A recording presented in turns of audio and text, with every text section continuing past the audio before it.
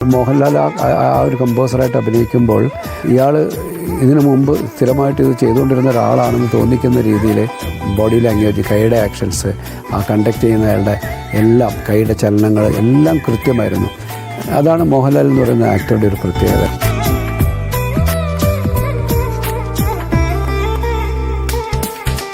പൂവേ പുതിയൊരു പൂമ്പാട്ടിൻ പൂമ്പൊടി തൂവാം നിൻ കാതിൽ, പ്രണയ മനോരഥമേറാം ഇന്നൊരു പല്ലവി പാടാം.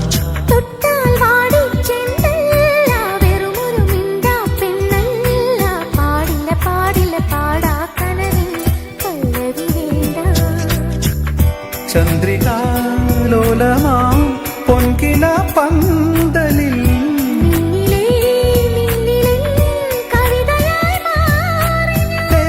നെഞ്ചും നെഞ്ചിൽ അനുരാഗപ്പൂക്കാലം.